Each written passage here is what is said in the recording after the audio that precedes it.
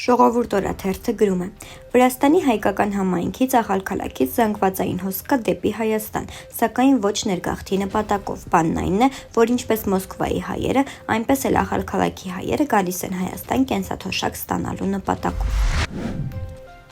Օրաթերթը գրում է. Հայաստանում գնալով աճում են ապօրինի ապրանքաշրջանառության, հատկապես օղու, ծխախոտի և հիգիենայի պարագաների զարտուղի ճանապարհներով տեղափոխման դեպքերը։ Մասնավորապես տարածված է այն մեխանիզմը, երբ փոքր խմբաքանակներով ապրանքները մեկ անձի շնորհիվ մի քանի անգամ գնալ-գալու միջոցով ներմուծվում են երկիր։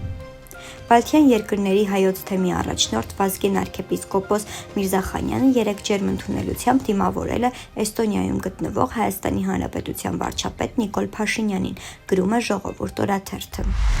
Ժողովուրդ օրաթերթի տեղեկություններով Հայաստանի Հանրապետության գլխավոր դատախազ Աննա Վարդապետյանը ներքին մասնագիտական քննարկումների շրջանակում հորդորել է ձեռնպահ մնալ ներքին գործերի նախարար Արփինե Սարգսյանի կողմից առաջարկվող օրենսդրական փոփոխությունների ընդունումից, որոնք ուղղված են քրեական ենթամշակույթին պատկանելու համար պատասխանատվություն սահմանելու։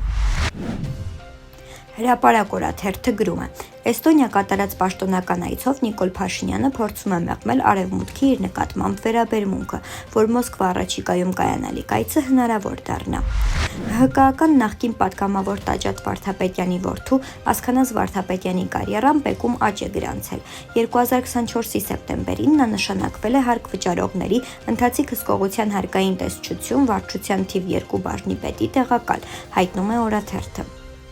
Ըստ օրաթերթի մեկ այլ հոդվածի Ռուսաստանի Դաշնության նախագահի աշխատակազմի ղեկավարի առաջին տեղակալ Սերգեյ Կիրիենկոյի նշանակումը պատահական չէ։ Այս կադրային փոփոխությունն իրականացվել է Ռոբերտ Քոչարյանի խնդրանքով, որը շաբաթներ առաջ մեկնել է Մոսկվա և Վլադիմիր Պուտինի ընդունելությանն արժանացել։